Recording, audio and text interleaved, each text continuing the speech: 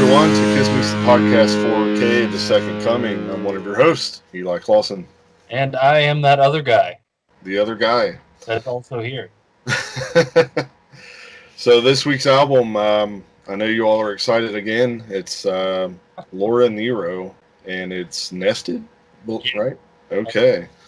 Um, and the reason we are doing this album, in case you hadn't been keeping track on the Facebook page, is because this one also features Vinnie Vincent.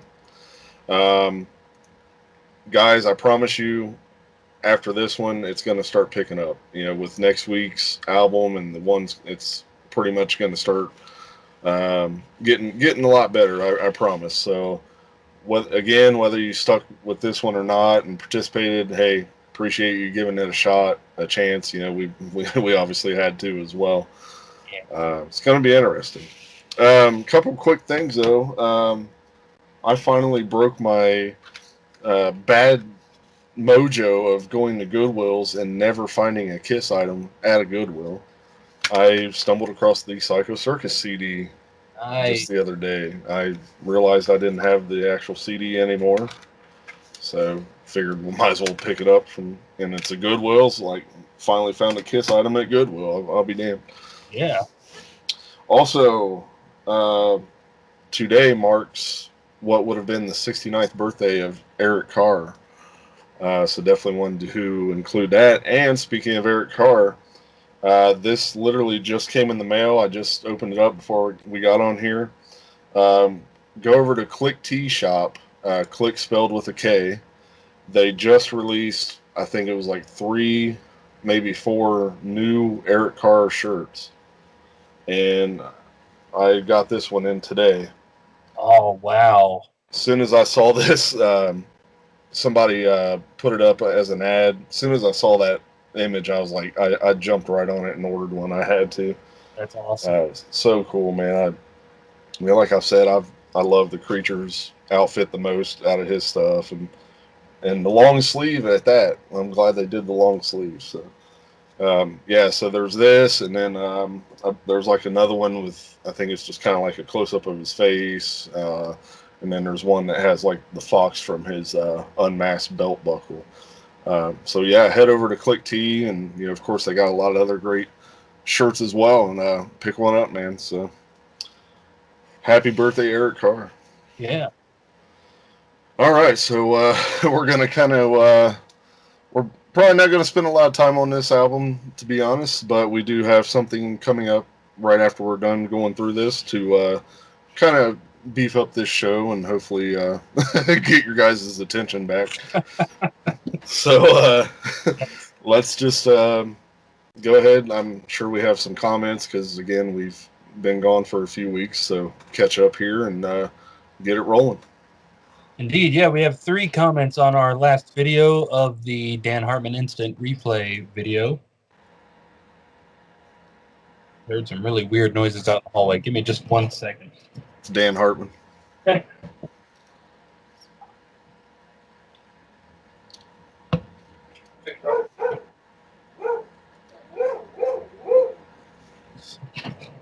All right. Yeah, speaking of Dan Hartman, there was I remember you were going through mentioning some songs that he had, some other singles he had, and I ended up there. I kind of went through them, and I did remember the one song. I didn't even realize that was him either. So I can't think what it was right off the top of my head now, but I did recognize it at the time. Yeah. Yeah. I was baffled when we uncovered that he was the lead vocalist on Free Ride. Yeah, absolutely. That still blows my mind. Yeah. Okie dokie. So our first comment here is from Jay Rucker. So we made sure to include this score in today's episode. He says, I give Nested a big fat 0. Vinny must have been desperate for someone to play for. Good God, this is one of, if not the worst things my ears has ever had to go through. When I listen to Crazy Love next to War Machine, I go, what happened? This is the only album besides Carnival of Souls I haven't put a list. I hate grunge, and I think Carnival of Souls is at least the Gene solo album next to this, and that's pretty bad. I think you should put a whole list on the Facebook page so I can know when I want to put a list or not. But even I hate what just graced my ears. I will put facts. The bass player is Will Lee, who played on the Ace Frehley 78 solo album, which is a masterpiece. So again, what happened? Absolutely. See, I didn't know that. Will Lee, yeah, great bass player. Yeah, And wow, what a stark contrast! Crazy Love and War Machine. Wow. I love that whole comment. Yeah. Yeah, we did Um, get a just a big old list of everything we're planning on doing. yeah, I'm sure that wouldn't hurt. We could throw that on the Facebook page or the group. Oh yeah. Speaking of which, real quick, we decided to make an actual group for the podcast, and plus we still have that original page. So if you haven't joined the group, I've been trying to send invites and getting more people to kind of jump over to that. Please join it. I figured that would be a little easier for everyone to kind of interact and stuff, with that group format page instead of the original. So just wanted to throw that in too before I forgot. Indeed, indeed. I've also got a comment here from Chuck McFarland. He says, even if the album is awful, can you play a bit of the music on your show? Just 30 seconds or so of the best songs. I don't think very many people have heard this album or even knew it existed. Keep up the great shows. Chuck, this was the first episode that I have not put music on, literally. And generally, the reason why is because I like to put photos over the music, and honestly, I just couldn't find enough stuff for that album. And I'm going to be honest, it's probably going to be the same with this album. But it is on YouTube, so if you are curious, the full albums are on YouTube. So please, I mean, trust me, like starting with the next episode, I'm gonna, it's gonna start picking up. I will be throwing in drops like as I used to, or we pretty much always have. So Right, right. Indeed. Plus, you don't even want to hear 30 seconds of this album. So, exactly.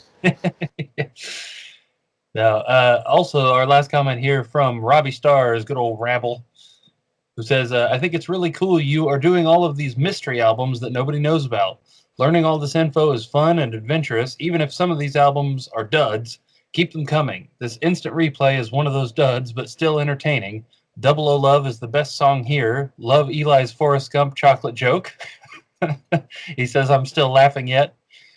For a disco album, it's as good as Dynasty. He says, just kidding. This is disco. Dynasty is not. My ranking is a 2. It's just awful, but if I were a disco fan, I'd rate it higher. But why didn't the producer just yell at Mr. Hartman? These songs are way too dang long. Again, I guess at the time that was kind of the status quo of disco, is you needed the long songs for people to dance to. That's a good point, yeah. But thank you. Again, Dynasty is not a disco album. Thank you for backing that up. Yeah. Got a couple of songs in that vein, but I mean, overall, nah. All right, well, that's all for comments. So, some album info here, I suppose. Okay. I'm surprised there's a Wikipedia page for it. Yeah, believe it or not, yes. So, Nested is actually the 7th studio album by Laura Nyro here. This came out in June of 1978. It was recorded over the summer of 1977 in Danbury, Connecticut. As I understand, actually at her home. She demoed and then recorded most of her parts for the album just at her house, and then sent it off to a studio to have the other stuff put on it. So this was produced by her and also a guy named Roscoe Herring, which I take from the Wikipedia page was somebody that commonly produced or helped produce her albums. So this is interesting also because this album was a huge commercial failure. For years, it's been out of print. This is her least known and most rare studio album, too. This album was recorded right before the birth of her son, and she actually took a 3-year hiatus from just everything after he was born. So this album and also the following album, which I've lost, Impressions, were both kind of considered similar musically, whereas the rest of her stuff is a bit more upbeat, I guess. So we had to get the relaxed one. And her son, of course, being Peter Nero, by the way. No, just kidding. Right, of course, as you know. Uh, Also, interestingly, there's so little really about this album that the last sentence on the Wikipedia page is guitars were played by Vinnie Cusano, who later became the guitarist for Kiss from 1982 to 1984 under the name Vinnie Vincent. So Good Lord. they had to go out of their way to mention Vinnie. That's how. You know, kind of surprisingly, as I was going through the tracks, I kind of scrolled down to the comments, and there was, you know, each song had at least a couple comments of people that really, you know, enjoy it. And, you know, I was kind of expecting, you know, just a bunch of crap comments, especially, you know, all the Kiss fans that might have come, because, you know, of course, there were comments about Vinny, you know, mentioning Vinny played on it. But yeah, there was a lot of people that really kind of hold the album as kind of a hidden gem. Yeah, for sure. Yeah. And I jumped over to her personal Wikipedia page too, and there is a huge section that's just on influence. Big artists who have listed her as one of their main influence. Just looking at it here, Elton John, Jackson Brown, Alice Cooper, Elvis Costello, Cyndi Lauper, Steely Dan, uh, Paul Stanley is on this list. Wow. Yeah, there apparently she was more influential than she was really popular, if that makes sense. Several of her songs have been covered by people, and then the covers have ended up often more famous than the original version. I don't know if you looked at all into this or her, but I guess her big album is called Eli and the 13th Confession. So that's pretty funny. You weren't supposed to know I listen to that every night when I go to bed. Now you know. Yeah. It's my lullaby. Yes. Yeah, I kind of get a Joan Baez vibe from her singing. That's what I was kind of reminded of. Um, and yeah, and I knew the name Laura Nyro sounded very familiar when, you know, we first put this list together, and then I remembered why. Um, a lot of people probably don't know this, but outside of Kiss, I'm a real big Allman Brothers fan, especially Dwayne Allman.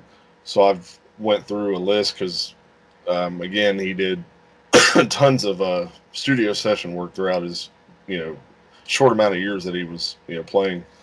And so I've been kind of slowly trying to collect albums that he played on, and believe it or not, he played on a Laura Nyro album. So she had Dwayne Allman on a record, Vinnie Vincent on a record, kind of a impressive lineup there. So, but Yeah.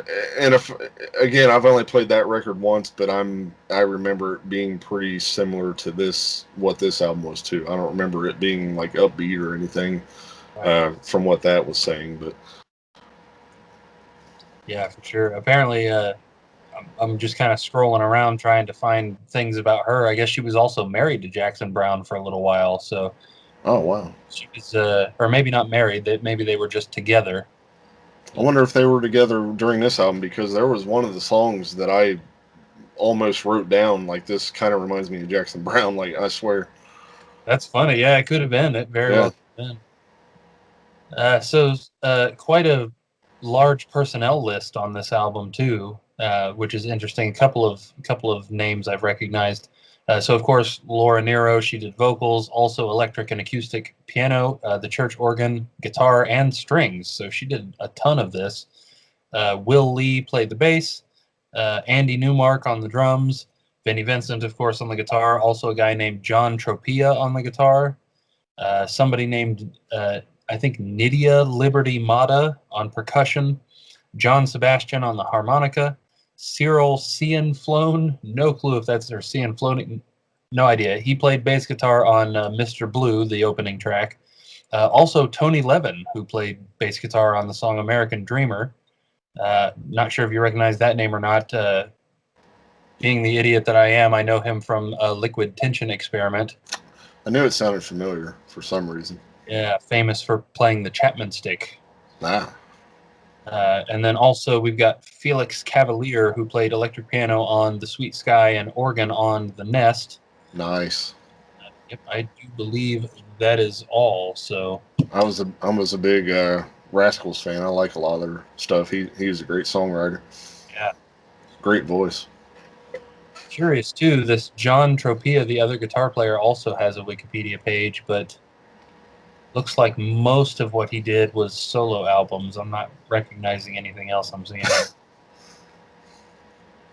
He played on a Van Morrison album. I don't really recognize anything else.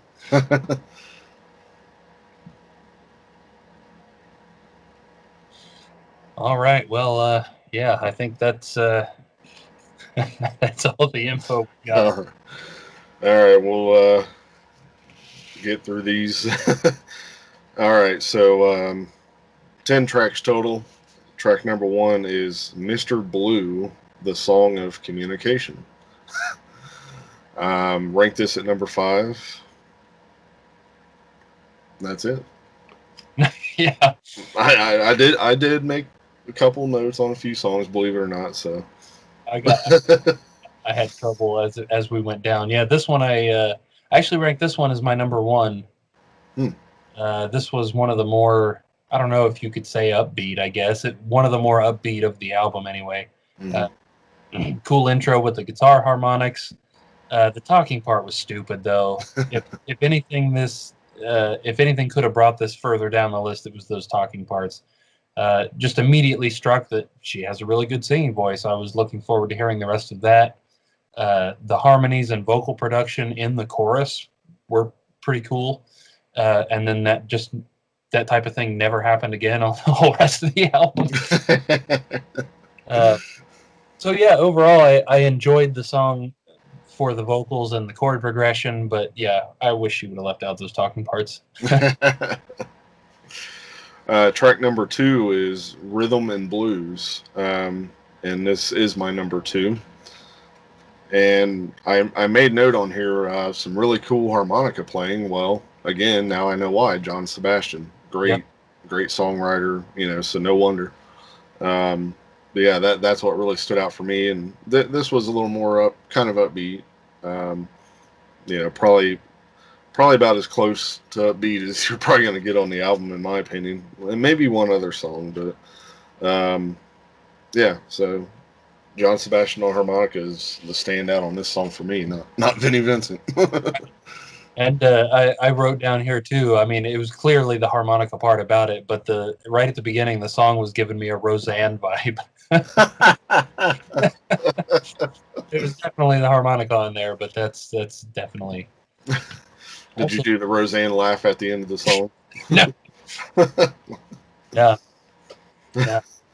Just like with the Dan Hartman album too, I noticed the tone of the clean guitars is definitely that late '70s, early '80s production style, which I've always liked that in a clean tone. And Mhm. this song, more than all the others, had that come in there. So this was actually also my number two. Cool. That's surprising that we matched something on this. Oh god, track number 3, My Innocence, and this is my number 1. It's like so far all these albums we've done, my number 1 gets wasted pretty within the first few tracks. It seems like, but I did write on this one that I thought the solo in this was pretty catchy. Um, Definitely caught my ears, so that I felt like that helped make this the best song on the album for me. Um, so My Innocence. Nice, nice. Yeah, I actually noted that I wondered if those leads were Vinny because it was kind of hard to tell. Didn't quite feel like his style, but how could he have put his style into this? Right. So yeah, uh, weird distortion tone on the leads, but they were really good. Um, some interesting opposites from you here that I've just noticed. This one is my number five. So your number five was my number one. My number five was your number one. You made this number one because of the guitars, and I made this my number five because I felt like the drums sounded like crap. That's weird. That's really weird. I thought the especially was just kind of dull and flat.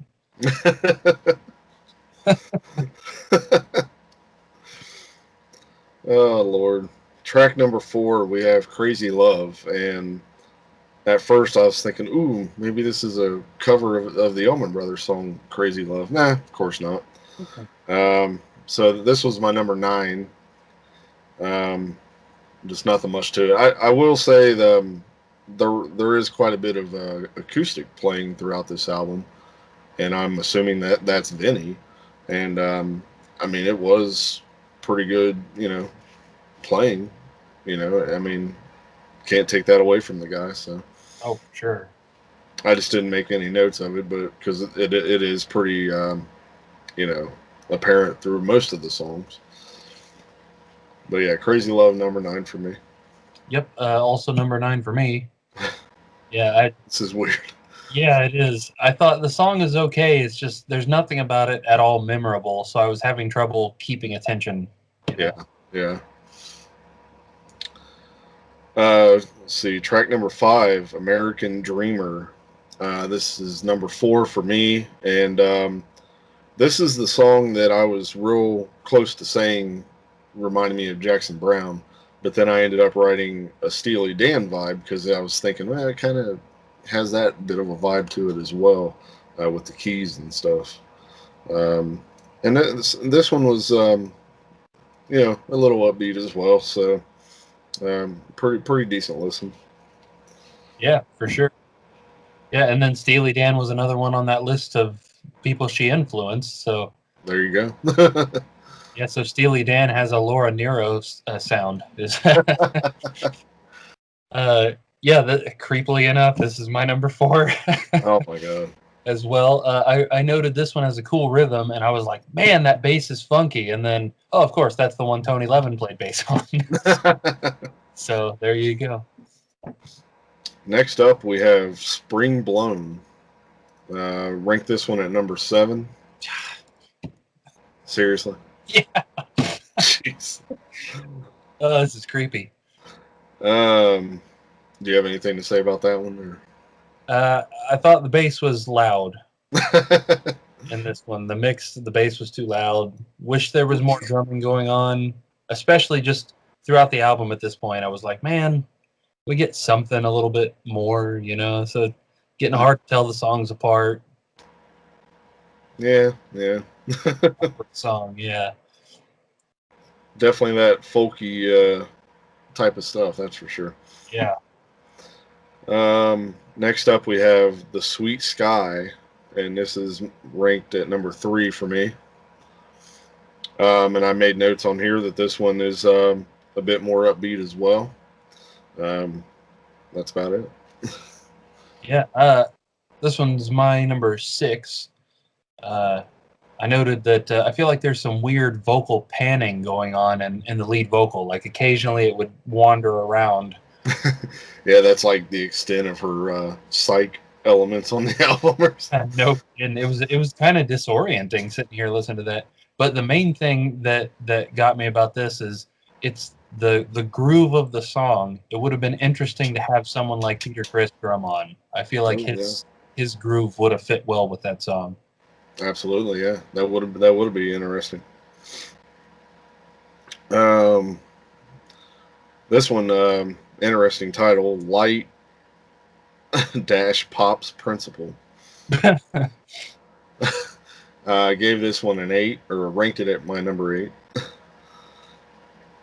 Um, didn't have any notes on this one. These last few songs just kind of, you know, pretty much the vanilla of the album. What you can pretty much expect. So I noted elevator music. Yes. that's a good way to put it. Yeah, I was not expecting the sudden upbeat tune. It was a nice change of pace. Hmm. Also, good use of the triangle. Did you notice there was you just don't hear that very often? And I was like, all right. So this this one was my number 3. I think just because I was so pleasantly surprised that we had something exciting. Come to find out, it was like Buddy Rich on the Triangle or something. That was Next up is Child in a Universe.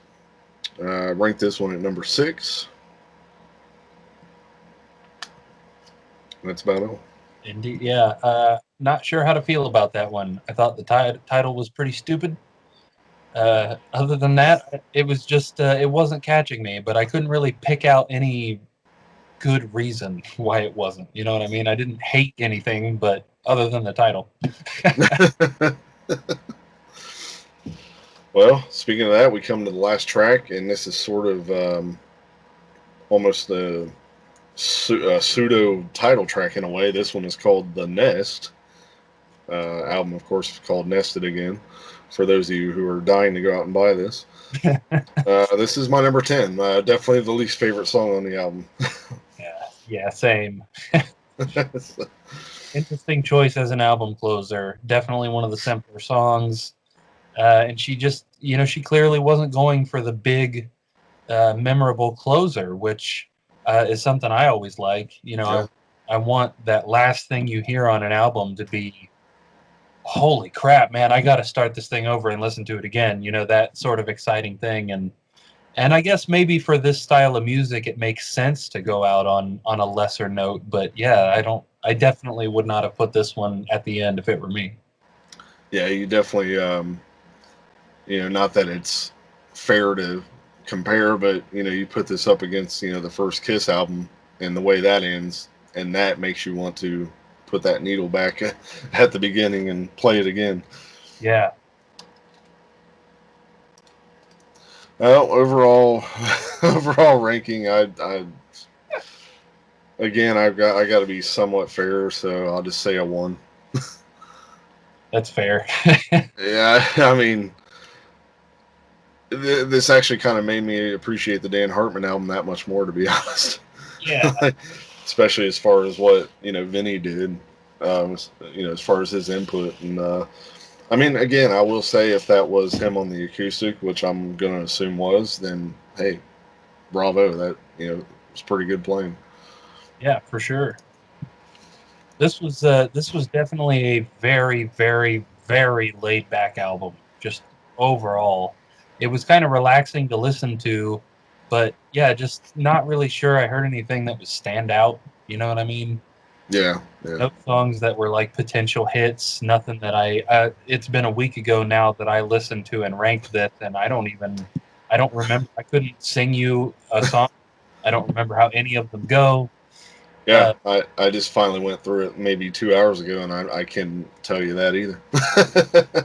and that made it really hard to rate them. Just because it was kind of hard to tell them apart by the time it was over. The Absolutely. the whole album could have been one long track, and it wouldn't have been that hard to believe. It seemed like. And again, that whole folky element, that's pretty much what all that sounds like. And again, don't get me wrong, I like some of that stuff, but Yeah. um, it's definitely not one of my go-to things because it is usually pretty kind of dreary, and you just got to be in that right mood to really want to hear it. Yeah, yeah. Having said all the negative stuff, it was a decent album for what it is. I think she definitely has a great singing voice.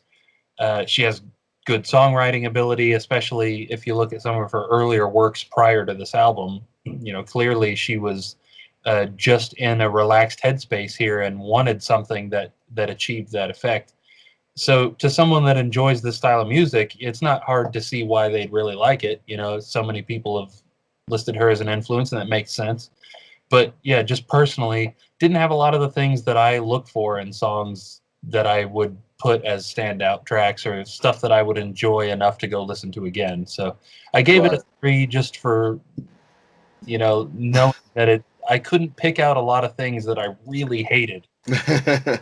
Just nothing stood out. Yeah, yeah. All right, so we'll get through these last rankings quick and then move on. Indeed. We do have a second/third place tiebreaker we need to Oh, hit. God. Of course, though, it's the two. It's the one I had at number one, and the one you had at number one. uh, what's our? How many other votes did we get? Nothing. It was just me. Nothing. Okay. I don't care. Let's flip a coin. Yeah. Here, we'll do it that way. Well, let me finish up the rest of this. There was one other tie, but it was in an unimportant spot. Looks like it was 7th.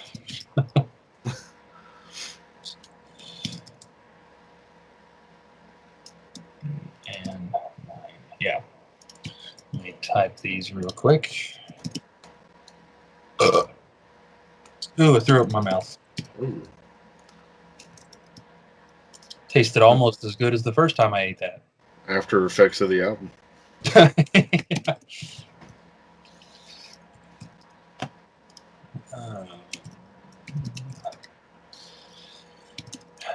But was it Song of Communication or The Song of Communication? I don't.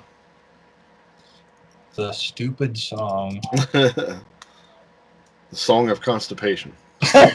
Yeah. After having listened to this, yeah. Okay.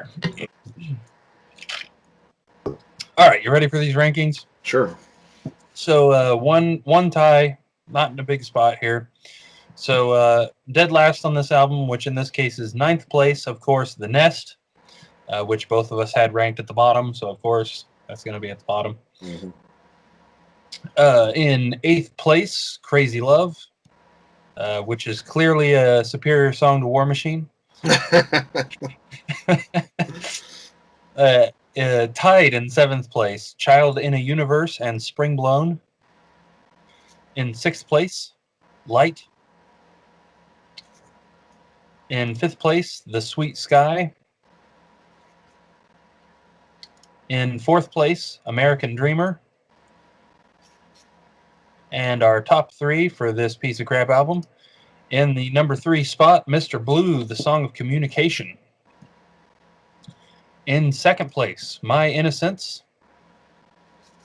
And in 1st place, by a landslide, Rhythm and Blues. Alrighty. So, of course, since the overall was pretty pathetic from all 3 of us, you, me, and then Jay that gave the overall ranking. This only ended up with a 1.3 out of a possible 10. So this definitely goes down as so far the worst ranked album of everything we've done on the 4K so far. Pretty by quite a lot. Even Chelsea, which was the lowest ranked after that, was a 2.7, which is more than that said something about how much we liked this. So again, if I probably won't drop any clips in this episode, but please go on YouTube, give it a shot, at least a song, listen to at least one song to get an idea, and that's about it. Right. So what's coming next week? Because like we said, it is going to start picking up starting next week, people. So this is going to get fun. Yes, absolutely. Our next week's album is the self-titled album Blackjack, upon which played Bruce Kulick. And also featuring someone named Michael Bolton. Yeah. Or at the time, Bolaton. Right. On vocals.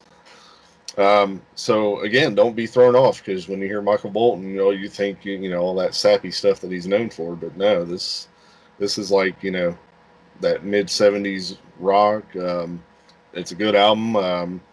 I'm excited to listen to it again because it's been quite a while since I have listened to it.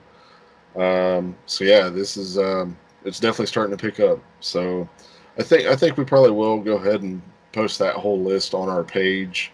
We'll probably end up putting it under that files section, which we'll make a note on the site for you guys so you know. That way, again, you guys can kind of follow along. And again, if we come to anything where we can't find it on YouTube or we don't if you don't own it or one of us, let us know. If one of us has it, we can definitely provide it to you so you can play along. Absolutely. And I do believe, actually, I don't think this Blackjack album is on YouTube, last time I looked. Okay, if it's not, I can make a recording for you because I do have the vinyl. Sweet. Let me check one more time real quick. Yes, that is correct. There's a song, "Fallen," but other than that, it is not on here. All right. Excuse me. Yeah, I'll have to double check online, but yeah, worst case scenario, I can just make a recording for you and send it out. Right. All right, so let's move on to something funner for this episode. Hopefully, you guys haven't turned us off by now. If you did and you were just kind of bored listening to us in the background, hopefully this will kind of get your attention back. So, what this is it seems like quite a while back now. Um, we were asked by it seemed like a few people were interested. What are each of our top 25 favorite Kiss songs are? Um, uh, Needless to say, we forgot to do it a few times when we intended to, so that's why it kept kind of getting drawn out. But we made a point to finally do it, and we figured let's do it on this show to help kind of beef it up and um, make it worth watching, I guess. So so we each made our 20 top 25 list. Of course, this was hard to do. I mean, I think we each had over 50 songs written down and had to dwindle it down to the 25. Yeah. And again, if you ask us to do this in a month, a year, I'm sure it's going to change. So we'll just we'll each go through and read our lists off, and go from there. So what do you want to do? One at a time, or just each of us go through the whole list one at a time? Yeah, let's do the whole list. All right. All right. So I'll start off here. Number 25 is Naked City. Um, of course, off of Unmasked, that bass line just, infectious. Number 24, Shock Me. Just love the studio track, Ace's voice, the guitar solo, all that. Number 23, Hard Luck Woman. Um, you know, these days I tend to like this a little more than I like Beth. Yeah.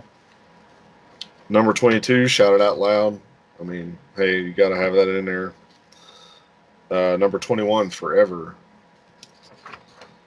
Number 20, Come On and Love Me. Number 19, King of the Nighttime World. Number 18, Saint and Sinner. 17, Sure Know Something. 16, Rock and Roll All Night, studio version. Number 15, Black Diamond. Number 14, Heaven's on Fire. And number 13, Lick It Up, because as I've said before, to me those two songs are one and the same. Number 12, 100,000 Years. Number 11, Domino. And the top 10, number 10, Almost Human. Number 9, Unholy. Number 8, I Stole Your Love. 7, War Machine. Or actually, Crazy Love, I meant. Number 6, Deuce. Number 5, Coming Home, Unplugged version. Number 4, Fits Like a Glove. Number 3, Nothing to Lose. Number 2, Christine 16. And number 1, Ladies Room. Nice. Again, that was hard. I could have chose any other different, but I was really trying to think, like, these are the songs I really, really, get pumped up when I listen to. Yeah. You got 1, 2, 3, 4, 5, 6, 7, 8, 9, 10 matches. Oh, wow. Nice. So if they're ranked the same, I'm going to just quit. No, I actually, for the life of me, could not bring myself to actually put them in an order. I tried and I just couldn't. Yeah. So I've got them here just in chronological order, essentially. Just the top 25, and yeah, again, I couldn't even pick my favorite one. No matter which one I tried to say was number one, it felt unfair, Yeah. Oh man, but this song had this and this song had that. I know.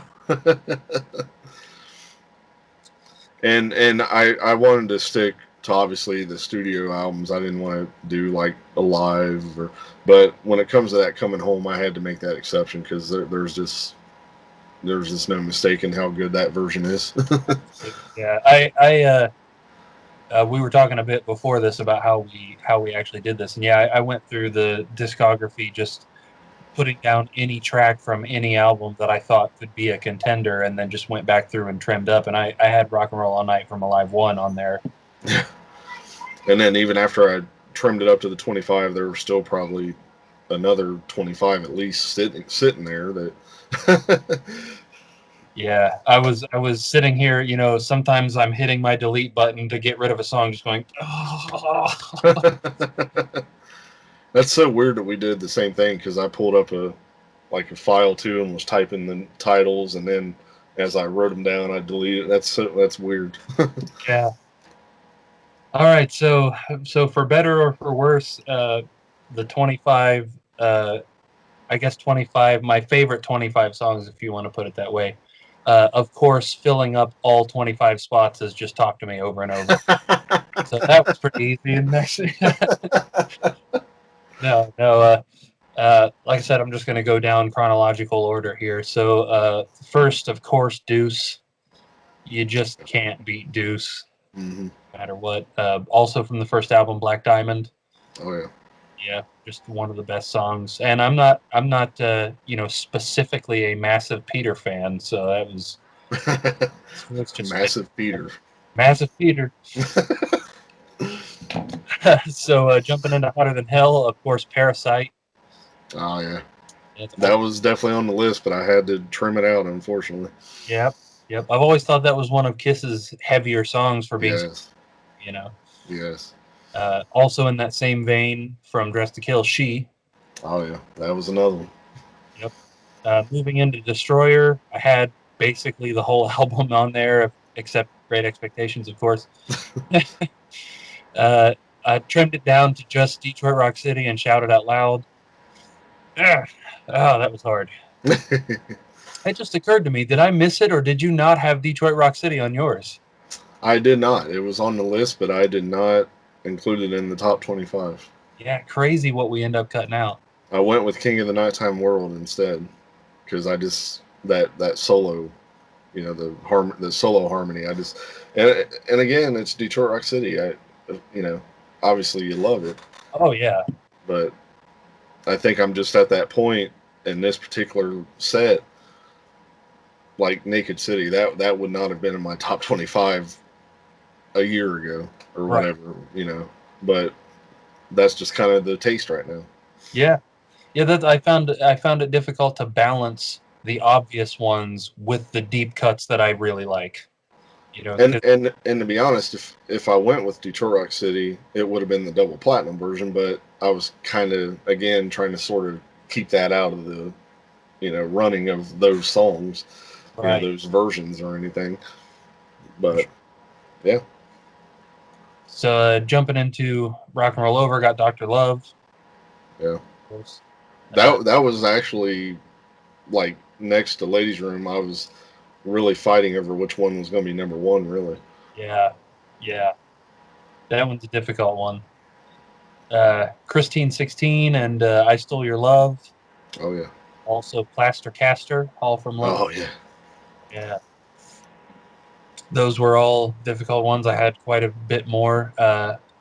Then She Kissed Me, of course, was my number one. Um, dang, Any way you want it. yeah, I should have just put a whole list of fake and just read them dead faced. Well, don't worry. All those songs will be on Steve's top 25 if he does them. Yes, just going to be wiped out over and over. Uh, the Oath couldn't not include the Oath. Yeah, I really was hoping something from Elder was because I had them on there, but Yep, it just came down to the stuff that I really really. yeah, yep. Uh, Creatures of the Night, of course, Saint and Sinner, and Danger. Always go on and on about Danger. Also, Exciter from Lick It Up. Always loved that. I thought that was one of the greatest opening tracks. They really had a good ear for opening tracks in the No Makeup years. Oh yeah. I know Creatures isn't No Makeup, but Creatures of the Night being the opening track, Exciter. The next one on my list, I've Had Enough Into the Fire from Animalize. And I think that's what puts them up there for me is just the placement of the album because it sets the tone. Yeah. You're immediately excited, you know? I mean, really, if you think about it, every album opener up to, you know, whatever hot in the shade, some might say. Pretty Yeah, much every album opener up to that is like just amazing. It's like you said, yeah, it sets that tone, that feeling. get you ready for the rest of it. Yeah, Uh, got Thrills in the Night also from Animalize. Those yeah. That one was so close to making it. Like I was like, ah, That lead, that's a formative lead for me, right? yes, When I love it.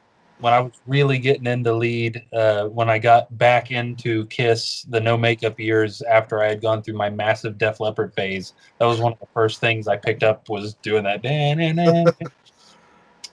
Speaking of album openers, King of the Mountain, Yes, always been one of my favorite No Makeup songs. Forever, of course, big hit there. Unholy, geez, album openers. It's just all the album openers for me. yeah, Domino, also from Revenge. Hate, album opener. Also Psycho Circus. yeah, Within from Psycho Circus as well as, geez, maybe one of the most overlooked quintessential Gene songs, I think. yes. And then to top it all off, couldn't possibly agree more, the MTV Coming Home. Oh yeah. And Yeah. the true number one was I finally found my way. It went the podcast. Now that we're done with that, don't ever ask us to do anything like that again. That was terrible. Yes. If it was like 50, this would have been a tad bit easier. Hey, at least yours filled in some of the ones that I had to cut, and maybe vice versa. So, Absolutely. Yes. Yes. and I started like as I was writing them down, I started thinking like, man, I feel like these are like it's a pretty gene heavy list, but I guess now that I look at it, it does feel a bit balanced. I guess. I mean, hey, I even included an Ace and Peter song for that matter. So, Right. Right. I really wanted to include some of the Ace songs from Unmasked, and yeah, those just ended up getting cut. right. Like, yeah, again, I love those songs, but they're not the ones that I'm like, again, like go to and give you that feeling, like that goosebump type feeling. Right. Right. And Ladies Room, Christine, Nothing to Lose. I mean, my God, that's like I've said, that's one of my favorite things about Kiss is the songs that just make you feel good like that. And to me, those three songs are like just if you're feeling bummed out and you sit and put those songs on, you're gonna be in a better mood. Yep. And that's true because that's happened in the past, and that's another reason I love the Kiss music so much and everything about Kiss. Like I've literally there's been times where I was in a bad mood or upset or sad about something, and I would sit down and just happen to start listening to Kiss, and I would literally become in a better mood, and it was because of the listening to the message and just that feeling it gives you. So you know that's just what it's all about. Yep. So we hope you guys enjoyed that since we finally got that out to you. Yes. Um, You can also hey, check out Jay Rucker's top 25. If I just looked this up, if you go back to our Monster episode, it's the first comment that comes up. His top 25 there.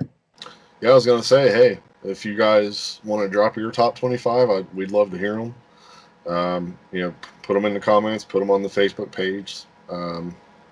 That'd be pretty cool too. Who knows? Maybe if we get enough input, we can kind of make our own 25 list out of everybody's votes. That'd be kind of fun to do. Yeah, it would. All right. Well, I think that wraps it up then, right? Yep. So again, next week, Blackjack, Bruce Kulick, Michael Bolton. Um, please, if you can find it somewhere online. It's not on YouTube, but if you can find it somewhere, please give it a listen. Um, if you can't really find it, let us know. I'd be glad to send a copy to everyone. Um, I'm gonna make a recording. Probably either email it over or just if I get it done before Sunday, I'll just burn it to a CD or something and bring it with me. Um, but yeah, so that's going to be exciting, and then like I say, it's going to start really picking up from there. It's just a couple episodes from that. We'll be getting into the Peter Chris stuff, so really excited. Um, so again, thanks everyone for watching, and again, happy birthday, Eric Carr. Again, don't forget, head over to Click T with a K. No, we weren't asked or paid to do promotion. I just love this company. We met the dude at the expo. Yeah. Speaking of that, got this shirt from him too at the expo. Yes. So yeah, head over there, pick them up. Some great Eric Carr stuff, and hopefully some more to come. So, all right, till next week. Then we will see y'all later.